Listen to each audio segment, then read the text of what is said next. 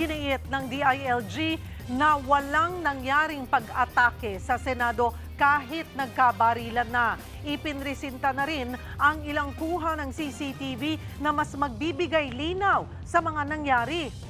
Live mula sa Malacanang, nasa frontline ng balitang yan si Maricel Halili. Maricel, bakit daw hindi matatawag nga na pag-atake ang nangyari sa Senado? Cheryl, inilabas na nga yung mga CCTV footage dyan sa nangyaring insidente o yung gunfire incident dyan sa Senado nung nakaraang linggo.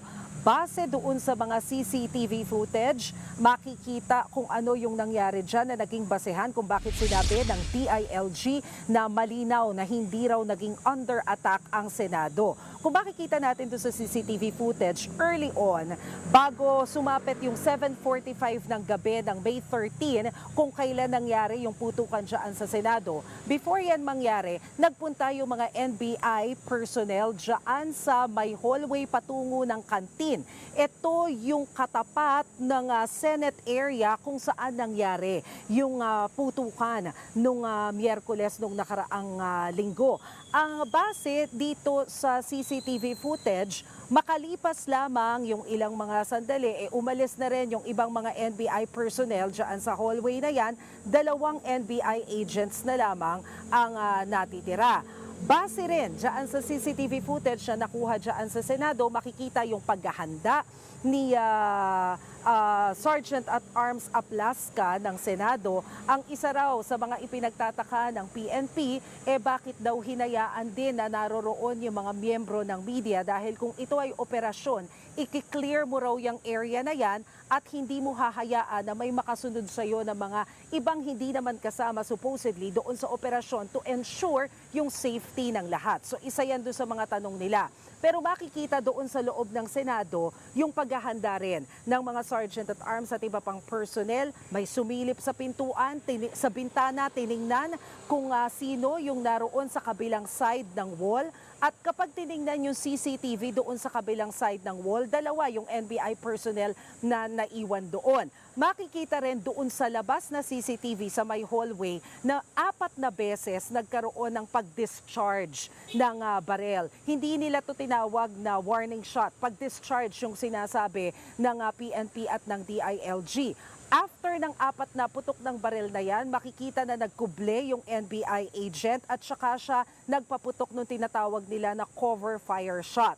So makikita natin dahil daw dito sa mga CCTV footage na ipinakita sa media, malinaw daw na walang pag-atake. Nilinaw din ni Interior Secretary John Vic Remulla na kaya ipinatawag ng GSIS ang NBI dahil gumihingi sila ng assistance to ensure the security doon sa kanilang facility because number 1, nanawagan daw si Senador Bato de la Rosa ng people power. So ayaw nilang madamay sa gulo na yon dahil number 2, maraming mga artworks na nagkakahalaga daw ng milyong-milyong piso yung GSIS na kailangan nilang i-ensure ang safety. Ang tanong natin kanina, bakit NBI? Bakit hindi PNP ang pinatawag ng GSIS? Ang sabi ni Secretary Remulla, nakatoka na ang PNP sa pag-maintain ng peace and order sa bahagi ng Senado. Wala naman daw kaso kung NBI ang hinga ng tulong ng GSIS dahil law enforcement agency pa rin naman daw ito. Pakinggan natin yung bahagi ng sinabi ni Interior Secretary John Vic Remulla. Pagkatapos ng 6 na araw na masusing pag-iimbestigasyon, paghagilap po ng lahat ng available videos, interviews, affidavits, ay marami po kaming conclusion na nakuha. For the record, all evidence points that there was no attack on the Senate.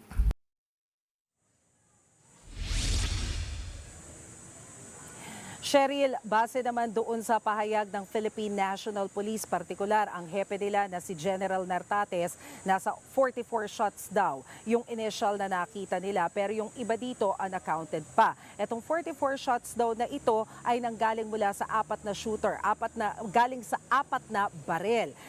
Kaya lang hindi pa daw na-account kung ano yung barel na ginamit nitong si retired General Aplaska dahil nung panahon na inimbitahan siya ng CIDG para makapagbigay ng detalye. detalye, hindi raw ito nakapunta. So ang plano nila ngayon, i-invite nila itong muli para makapagbigay ng more details about it. But for now, ang nakikita nila, yung mga bullet holes daw doon sa mga pintuan, sa bintana, dyan sa area kung saan nangyari ang putukan, mostly galing talaga doon sa loob ng Senado at hindi from outside papunta doon sa loob. Pakinggan natin ang sinabi ni PNP Chief General Nartates. On the outside, wala tayong makikitang bullet hole going inside the building. Okay, so and per our ballistics examination, those 44 fired cartridges came from four firearms. So meaning, meron tayong 4 na shooter.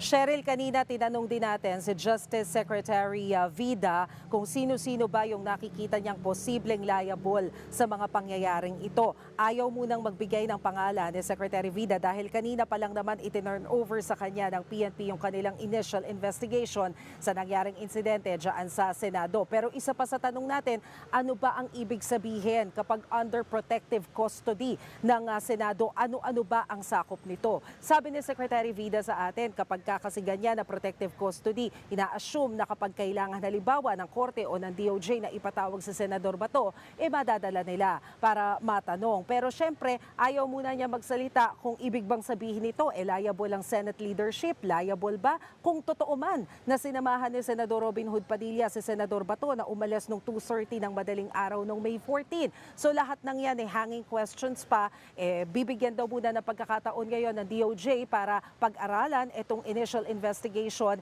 ng Philippine National Police, pero ang malinaw ngayon nasa DOJ na ang bola. Cheryl?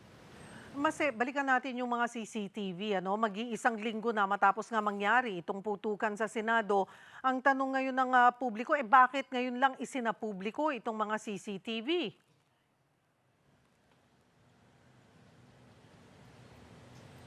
Well, Cheryl, sinagawa pa raw kasi yung investigation ng Philippine National Police. Kaya etong mga panahon, 6 na araw na pagsasagawa ng investigation, ginugol nila yan, pag-collate ng mga CCTV, pag-collate ng mga information na kailangan para magkaroon sila ng malinaw na ebidensya kung ano nga ba talaga ang nangyari. Isa ba doon sa tinanong natin sa DILG kanina, masasabi nga ba natin na staged o scripted yung nangyari nitong nakaraang linggo sa Senado? Sa ngayon, wala pa raw silang konklusyon tungkol dyan sa mga kuro-kuro na baka scripted o staged itong pangyayaring ito. Ang malinaw lamang daw ngayon, hindi totoo na naging under attack ang Senado. Cheryl? Doon naman sa kumpirmado, di ba kanina sinabi mo 4 mula sa 4 na baril yung mga nakuhang bala. Siguro confirm na dyan yung galing kay Sergeant at Arms Aplaska kasi aminado naman siya na nagpaputok siya, nag-warning shot siya. So yung 3 iba pa, nasabi ba kung saan galing ahensya or itong mga baril na ito ay galing sa loob ng Senate, yung mga nagpaputok nung 3 pang baril? Base doon, ibinigay nila yung mga pangalan, Cheryl. Hindi ko lang hawak yung 4 na pangalan na ibinigay ng PNP kanina. Although malinaw na isa dyan ay si General Aplaska. Yung isa doon sa 4 na pangalan na yon nakalagay NBI agent. Pero ang sinasabi nga ni General Nartates kanina, well, una sinabi nila na 4 yung shooter. Pero kalaunan doon sa press briefing, kinlaro nila na hindi, ang ibig lang nilang sabihin galing sa 4 na baril yung nangyari yan. Pero kasi hindi pa rin kumpleto yung buong detalye dahil dun sa 44 gunshots daw na nabilang nila, meron pang mga unaccounted, posible na yung iba nga doon ay mula kay General Aplaska. So para mabuo lang nila yung storya, kailangan muna nilang makuha yung impormasyon at detalye mula kay retired General Aplaska. Kaya ang plano nila, ipapatawag siyang muli. Sana this time ay mapaunlakan naman yung invitation nila nang sa gayon ay mabuo din yung istorya. Cheryl. Maraming salamat, Maricel Halili. Mga kapatid, Cheryl Hosing po. Maging maalam at may pakialam sa mga napapanahong issue at headlines. Mag-follow at mag-subscribe na sa social media pages ng News 5.